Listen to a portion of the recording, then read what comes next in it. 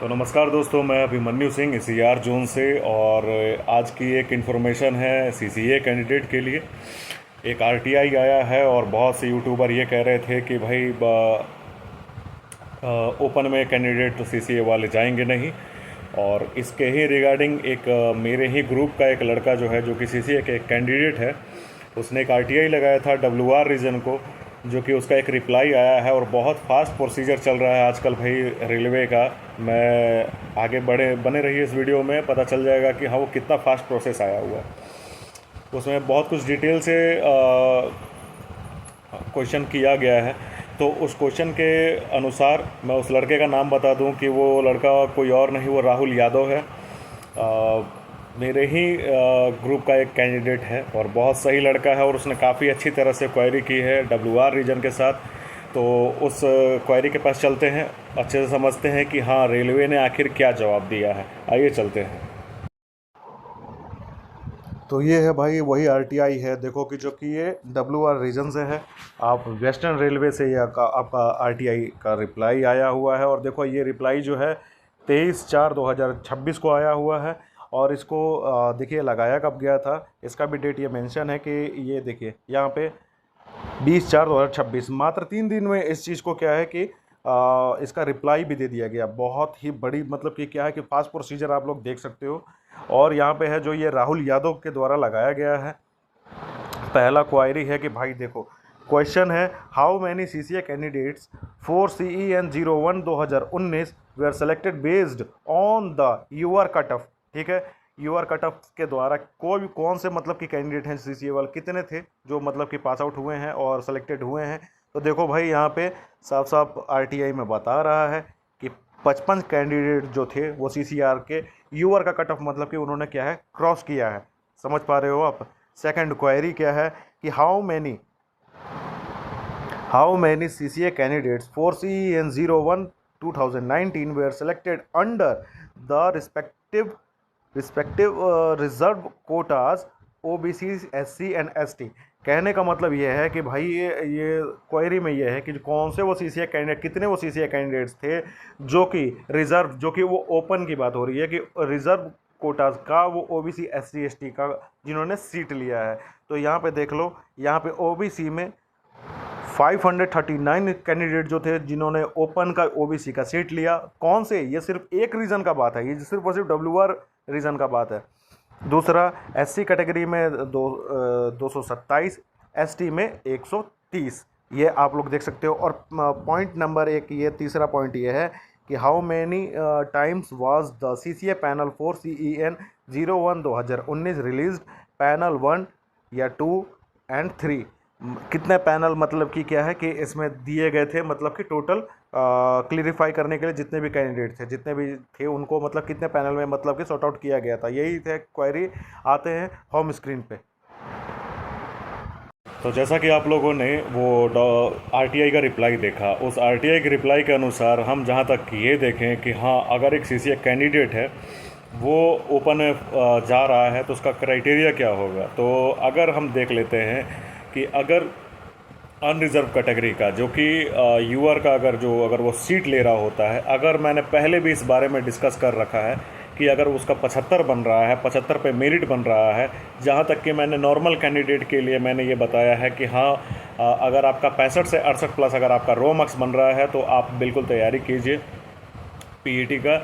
तो उसी के बिहाफ पे मैं आपको बता रहा हूँ एक एग्जाम्पल थ्रू कि अगर 75 जाता है मेरिट अगर यूआर का और 76 आ जाता है एक सीसीए कैंडिडेट का, तो भाई वो यूआर में प्रमोशन उसका कर दिया जाएगा, वो सीसीए कैंडिडेट नहीं रहेगा। एक सीसीए कैंडिडेट के लिए वो सीट छोड़कर जाएगा। पहला पॉइंट ये हो गया।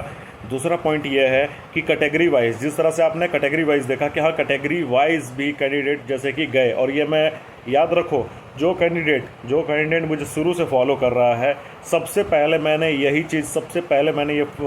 ये इन्फॉर्मेशन दिया था सबसे पहले कि भाई कैटेगरी वाइज भी मतलब कि क्या है कि कैंडिडेट ओपन में जाते हैं और जाएंगे भी। 2019 में भी गए हैं और 24 में भी गए हैं। और ये रूल है, हॉरिजॉन्टल जो है वो कोई अलग मतलब कि कोटा नहीं है, कोई अलग से कोई कोटा नहीं है, वो वर्टिकल का ही रूप है। जैसे कि मैं अगर समझाने का अगर एक मसला देखूं तो अगर 2000 सीट अगर किसी जोन में है, 2000 सीट, तो उस 2000 सीट में से ही 20% अगर सीसीए कैंडिडेट को देना, तो उस वर्टिकल का ही सीट कैटेगरी वाइज ली जाएगी। जैसे एक अच्छे क्वांटिटी में अगर हम सीट देख लें तो भाई 2024 वाले में WR रीजन में 936 के करीब ऐसे कुछ सीटें हैं, 936 सीटें हैं सीसीए की, जबकि टोटल ऑल ओवर जो सीटें हैं वो 4600 कुछ हैं WR रीजन में। उस 4600 सीटों में से ही कैटेगरी वाइज सीटें निकाली गई हैं 20% WR में, जो कि 936 सीटें करीब हुई हूँ। तो मैं अगर गलत ना हूँ शायद वो 934 या 936 इसी में है वो सीटें। अब उसमें से भी वो यूआर के लिए मतलब कि 300, 350 या 370 तक अगर सीटें होंगी, ओबीसी के लिए कुछ सीटें होंगी, फिर एससी के लिए कुछ सीटें होंगी, और फिर एसटी के लिए कुछ सीटें होंगी, और ईडब्ल्यूएस के लिए भी सीटें होंगी। एक क्वेरी आप लोगों का यही है कि भाई ये चीज़ मैंने पहले भी क्लियर किया था, जो कि आप लोग का इस यूट्यूब के प्लेटफॉर्म पे किसी ने भी ऐसा कुछ इन्फॉर्मेशन ऐसा कुछ नहीं दिया था कि कोई अदर कैटेगरी में भी जा सकता है, जैसे मतलब कि सिर्फ और सिर्फ यूआर में ही जाएगा, या मतलब कि अपने कैटेगरी का ओपन वाला भी सीट लेगा। इस आरटीआई से आप लोगों ने ये देखा, और ये जवाब जो है उन खास करके यूट्यूबरों का मतलब बहुत अच्छी तरह से जवाब है, जो कि ये सोचते हैं कि भाई कोई ओपन में नहीं जाएगा, हमने नोटिफिकेशन पूरी तरह से जांच लिया है, ये लिया है, ये वो लिया है, हमको कहीं पे भी रिटन कोई वैसा कुछ इन्फॉर्मेशन नहीं मिला है।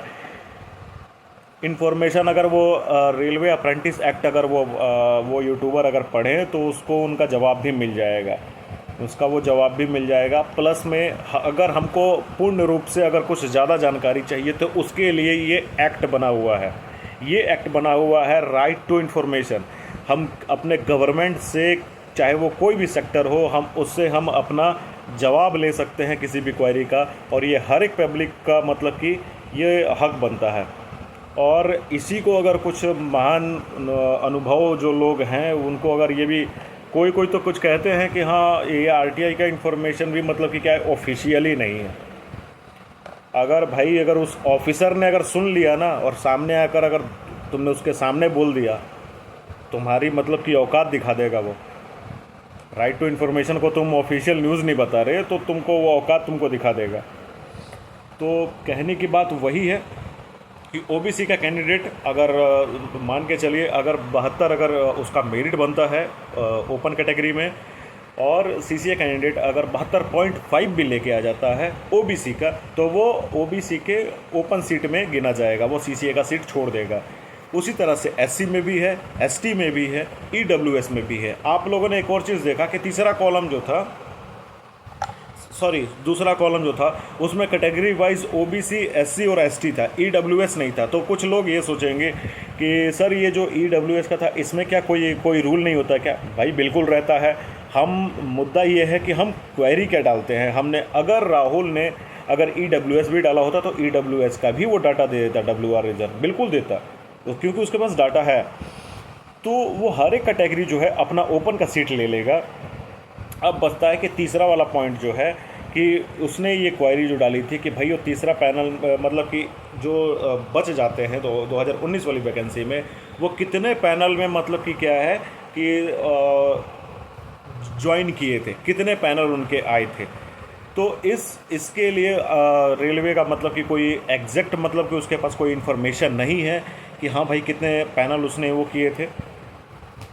तो इसमें पैनल आने का यही मतलब रहता है भाई कि देखिए जो नॉन सीसीए हैं, जो अदर किसी डिपार्टमेंट से अगर वो किए हुए हैं, तो उसका फिल्ट्रेशन सिर्फ और सिर्फ डीवी में ही किया जाता है। और उस डीवी में अगर 400 सीटें हैं, मान के चलिए अगर प्रयागराज में, मैं फॉर एग्ज़ाम्पल बता रहा हूँ, जो कि 400 सीटें नहीं हैं, प्रयागराज में अगर 400 सीटें हैं तो उस 400 सीटों के लिए जो डीवी बुलाया जाएगा वो शायद 1:1 के रेशियो में ही बुलाया जाएगा, या 1:1.1 के ऐसा शायद क्राइटेरिया भी अपनाया जा सके कि थोड़े बहुत कुछ और भी एक्स्ट्रा में लेके, एक्स्ट्रा ऑर्डिनरी लेकर शायद वो डीवी के लिए बुलाए। मगर अगर 1:1 भी अगर लेके चलते हैं तो अगर वो 400 लड़कों को अगर बुलाते हैं तो 400 में से 350 लड़के जो होते हैं वो नॉन सीसीए निकल जाते हैं और 50 कैंडिडेट जो होते हैं वो सीसीए निकल जाते हैं। तो 350 जो वैकेंट सीट रह जाएगी जो कि फुलफिल नहीं हुई, उसके लिए फिर से सेकंड डीवी निकाली जाती है। सेकंड डीवी अगर आई उसमें भी अगर मतलब कि क्या है कि कोई नॉन सीसीए हो गया, प्लस में किसी के डॉक्यूमेंट में मतलब कि कोई मतलब ज़्यादा ही इशू हुआ, वो भी रिजेक्ट हो जाता है, और प्लस में मतलब कि नॉन सीसीए वो भी हट जाता है, फिर से डीवी बुलाई जाती है। जब तक वो 400 सीटें पूरी वैकेंट पूरी कंप्लीट नहीं होती हैं तब तक वो की जाएंगी। उम्मीद करता हूं कि इस इन्फॉर्मेशन से आप लोग सहमत हुए होंगे और जानकारी सही लगी होगी। तो हो सके तो चैनल को फॉलो कीजिएगा। और मैं पहले फिर से बता देता हूं कि ये चैनल कोई मेरा नहीं है, ये आपका अपना चैनल है और आप जैसे ही एक सीसीए कैंडिडेटों का बनाया हुआ चैनल है। ये हमेशा मैं उन नए यूज़र्स को मैं बता देना चाहता हूं, जो कि नए यूज़र्स जो देखते हैं, कि ये एक सीसीए कैंडिडेट का ही बनाया हुआ चैनल है, जो कि वो चाहते हैं कि सर आप इस प्लेटफॉर्म के थ्रू मतलब कि कोई भी इन्फॉर्मेशन दीजिए। मिलता हूं किसी और वीडियो में किसी और इन्फॉर्मेशन के साथ। रिज़ल्ट बहुत जल्दी ही आ रहा है, आप लोगों का कोई लेट नहीं होने वाला है, लगे रहिए अपने तैयारी में।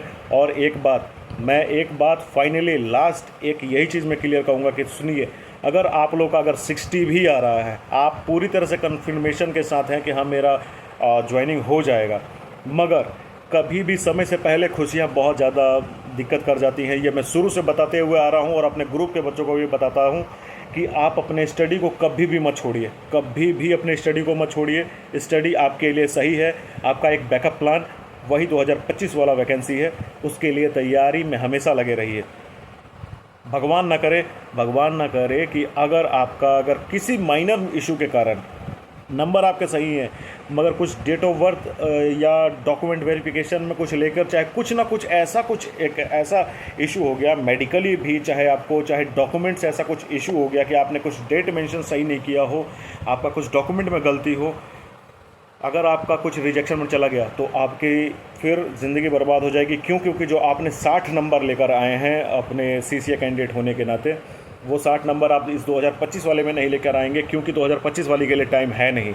आप अपने स्टडी के लिए, मैं हमेशा से कहते आ रहा हूँ, अपना स्टडी कभी भी, एजुकेशन कभी भी हानिकारक नहीं होता है लाइफ के लिए। आप हमेशा एजुकेट बने रहिए, वो आपके लिए बेहतर है और आपका ज्ञान आपसे कोई नहीं छीन सकता। मिलता हूँ किसी और वीडियो में। मैं अभिमन्यु सिंह। जय हिंद, जय भारत।